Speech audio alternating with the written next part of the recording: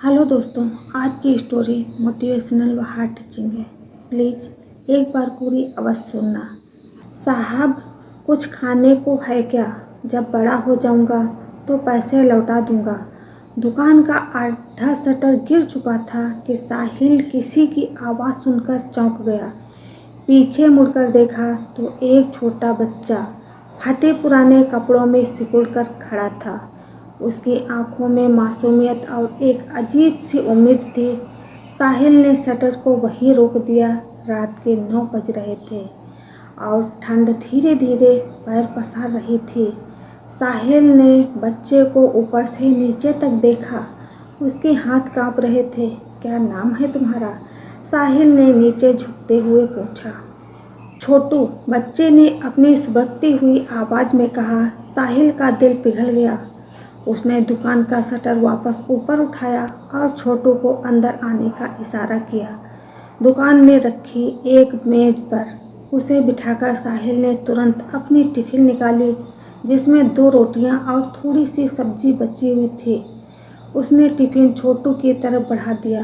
छोटू ने बिना वक्त गंवाए खाना शुरू कर दिया, जैसे उसने सदियों से कुछ खाया ना हो। साहिल बस चुपचाप उसे देखता रहा, यह सोचकर कि इस छोटे से बच्चे की जिंदगी का सच कितना कड़वा है। छोटू ने देखते ही देखते पूरी टिफ़िन साफ कर दी। खाने के बाद उसने साहिल की तरफ देखकर एक गहरी सांस ली। उसकी आंखों की चमक अब थोड़ी लौट आई थी। पैसे तो अभी नहीं है साहब, पर मैं झूठ नहीं बोल रहा। बड़ा होकर पक्का दे दूंगा।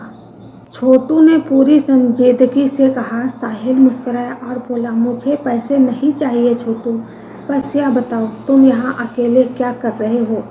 तुम्हारे माता पिता कहाँ हैं?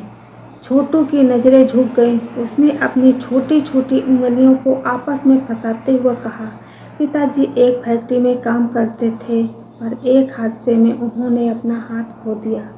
माँ दूसरों के घरों में बर्तन मांजती है, लेकिन आज वो बहुत बीमार है। घर में 2 दिन से चूल्हा नहीं जला।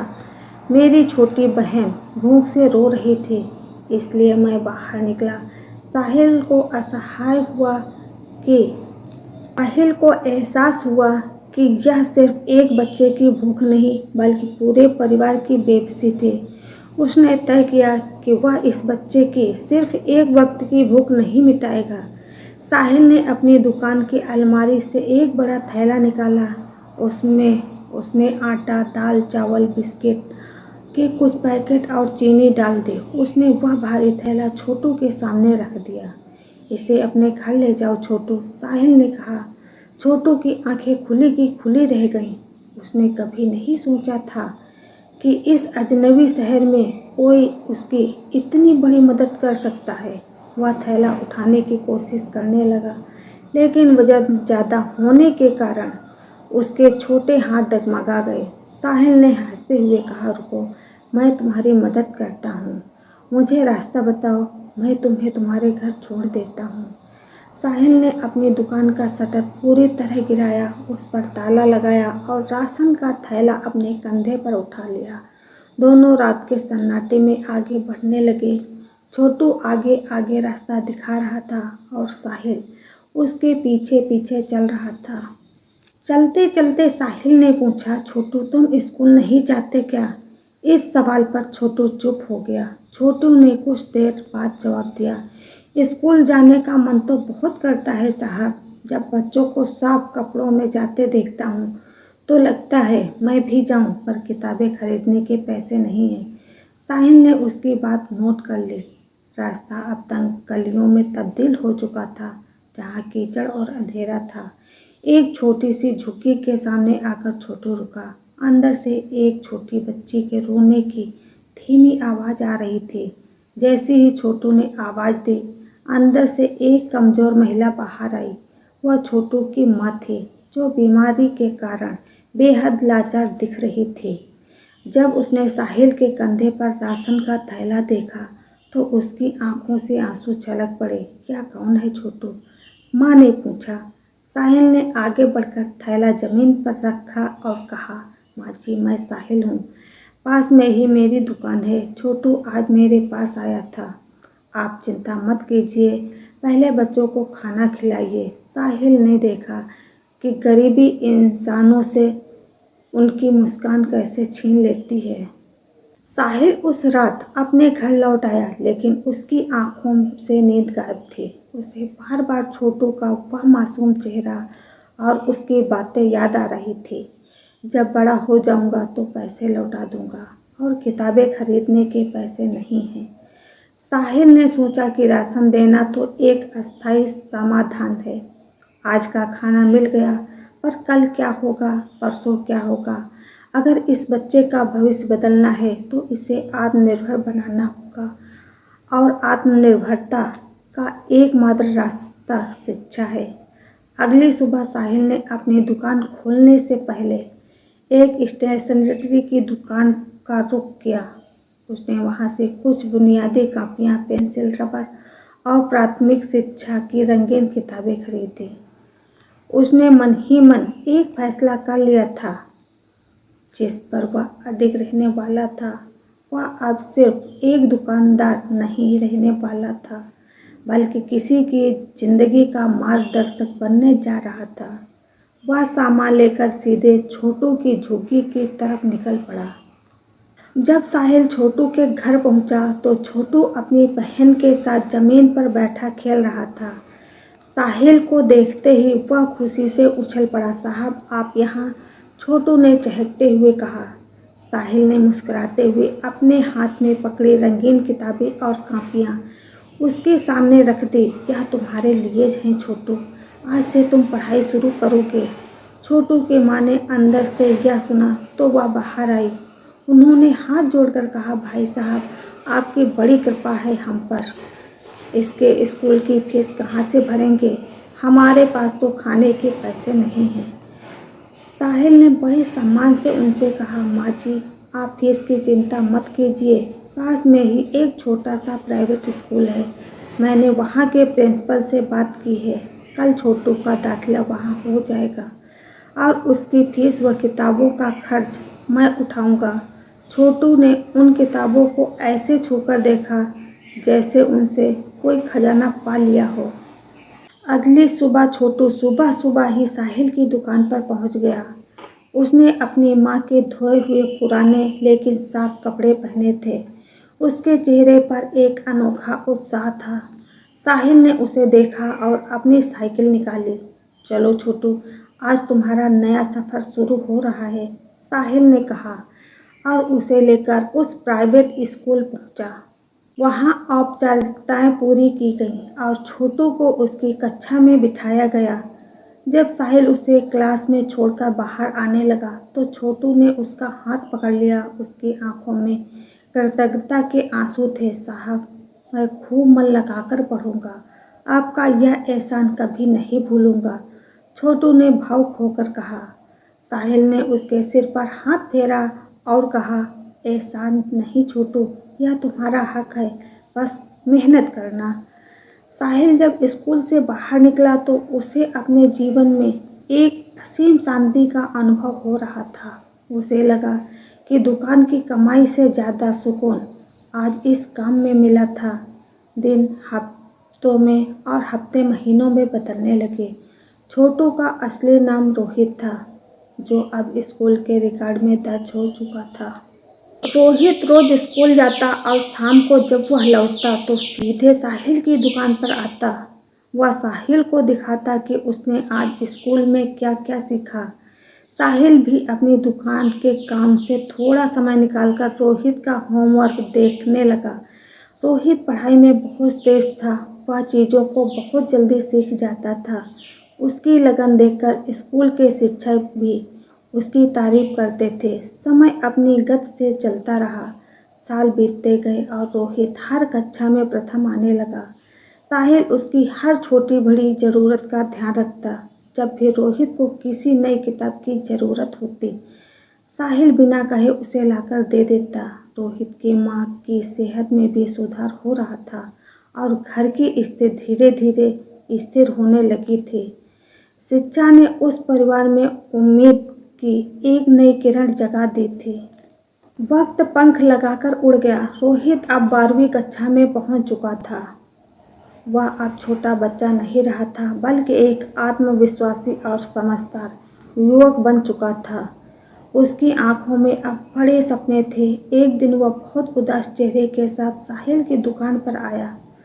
साहिल ने तुरंत भाप लिया कि कुछ गड़बड़ है। क्या बात है रोहित, आज इतने परेशान क्यों हो? साहिल ने पूछा। रोहित ने अपनी जेब से एक फार्म निकाला और टेबल पर रख दिया। भैया, यह इंजीनियरिंग कॉलेज की प्रवेश परीक्षा का फार्म है। मैं इसमें बैठना चाहता हूँ, लेकिन इसकी कोचिंग और आगे की पढ़ाई का खर्च बहुत ज़्यादा है। मैं नहीं चाहता कि मेरी वजह से आप पर और कर्ज बढ़े। आपने पहले ही हमारे लिए बहुत कुछ किया है। साहिल ने फार्म उठाया, उसे देखा और रोहित के कंधे पर हाथ रखा। रोहित, जब तुम छोटे थे तुमने मुझसे क्या कहा था कि जब बड़े हो जाओगे तो पैसे लौटा दोगे, याद है? रोहित ने सिर हिलाया। उसकी आंखों में आंसू आ गए। साहिल ने आगे कहा, तो फिर आज अपने कदम पीछे क्यों खींच रहे हो? तुम पढ़ाई बंद नहीं करोगे, इस परीक्षा की तैयारी करो। पैसों की चिंता करना तुम्हारा काम नहीं है, मेरा काम है। मुझे तुम पर पूरा भरोसा है कि तुम एक दिन बहुत बड़े इंसान बनोगे और मेरा निवेश बेकार नहीं जाएगा। साहिल की इन बातों ने रोहित के अंदर एक नई ऊर्जा भर दी। उसने ठान लिया कि वह दिन रात एक कर देगा। रोहित ने अपनी पढ़ाई का समय दोगुना कर दिया। वह देर रात तक लैंप की रोशनी में पढ़ता रहता। उसकी बहन भी अब बड़ी हो रही थी और वह भी रोहित को देखकर प्रेरित होती थी। प्रवेश परीक्षा का दिन आया। रोहित ने साहिल के पैर छुए और परीक्षा हॉल में गया। साहिल दुकान पर बैठा बैठा लगातार यही दुआ कर रहा था कि रोहित की मेहनत रंग लाए। परीक्षा खत्म होने के बाद जब रोहित बाहर आया तो उसके चेहरे की संतुष्टि बता रही थी कि पेपर अच्छा गया है। कुछ हफ्तों बाद प्रवेश परीक्षा का परिणाम घोषित होना था।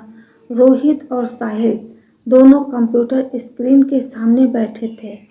रोहित के हाथ कांप रहे थे और दिल की धड़कनें तेज थीं। साहिल ने उसका हौसला बढ़ाते हुए माउस पर क्लिक किया। जैसे ही रिजल्ट स्क्रीन पर आया, दोनों की आंखें फटी की फटी रह गई। रोहित ने न सिर्फ परीक्षा पास की थी, बल्कि उसने पूरे राज्य में शीर्ष रैंक हासिल की थी। उसे देश की सबसे प्रतिष्ठित इंजीनियरिंग कॉलेज में दाखिला मिलने वाला था। रोहित ने तुरंत मुड़कर साहिल को गले लगा लिया और फूट फूट कर रोने लगा। भैया, मैंने कर दिखाया, मैंने कर दिखाया। साहिल की आंखों से भी खुशी के आंसू बह रहे थे। दुकान के बाहर खड़े लोग समझ नहीं पा रहे थे कि क्या हुआ है, लेकिन उस छोटी सी दुकान के अंदर एक इतिहास रचा जा चुका था। रोहित की माँ को जब यह खबर मिली तो वह अपनी झुग्गी में रो पड़ी। यह रोना लाचारी का नहीं बल्कि गर्व का था। रोहित का दाखिला शहर के एक बड़े इंजीनियरिंग कॉलेज में हो गया। कॉलेज की फीस बहुत ज़्यादा थी, लेकिन रोहित की रैंक अच्छी होने के कारण उसे स्कॉलरशिप पर दाखिला मिल गया था।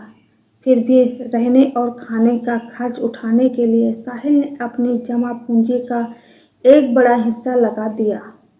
जब रोहित कॉलेज जाने के लिए बस में बैठ रहा था तो उसने साहिल से कहा, भैया, मैं वहाँ जाकर कोई पार्ट टाइम काम ढूंढ लूँगा ताकि आप पर बोझ कम हो सके।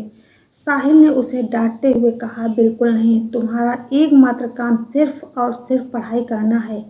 अगर तुमने काम के चक्कर में अपनी पढ़ाई खराब की तो मैं समझूंगा कि मेरी सारी मेहनत बेकार गई। रोहित ने सिर झुका लिया और वादा किया कि वह अपना पूरा ध्यान केवल शिक्षा पर ही केंद्रित रखेगा। कॉलेज का माहौल रोहित के लिए बिल्कुल नया था। वहाँ अमीर घरों के बच्चे पढ़ते थे, लेकिन रोहित को कभी अपनी गरीबी पर शर्म नहीं आई। वह जानता था कि उसकी असली ताकत उसका ज्ञान है। कॉलेज में रोहित ने अपनी एक अलग पहचान बनाई। वह हमेशा लाइब्रेरी में किताबों के बीच घिरा रहता। उसे प्रोफेसर उसकी तीव्र बुद्धि और विनम्र स्वभाव से बहुत प्रभावित थे। रोहित ने कभी भी अपनी जड़ों को नहीं भुलाया। वह हर हफ्ते साहिल को फ़ोन करता और अपनी प्रगति की जानकारी देता। साहिल के लिए वह फ़ोन कॉल पूरे हफ्ते की थकान मिटाने की दवा की तरह होती थी।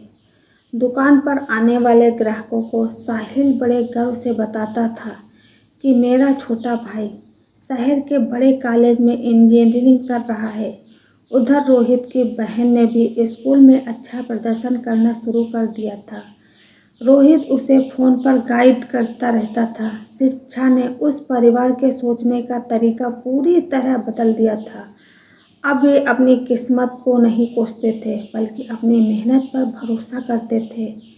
4 साल का समय कठिन था, लेकिन रोहित ने हर सेमेस्टर में टॉप करके अपनी योग्यता साबित की। इंजीनियरिंग के आखिरी साल में दुनिया की सबसे बड़ी कंपनियां कॉलेज में छात्रों का इंटरव्यू लेने आई। यह सैंपल प्लेसमेंट का समय था। रोहित के लिए यह सबसे बड़ा अवसर था। उसने तकनीकी राउंड और ग्रुप डिस्कशन को आसानी से पार कर लिया था। अब आखिरी राउंड था, पर्सनल इंटरव्यू।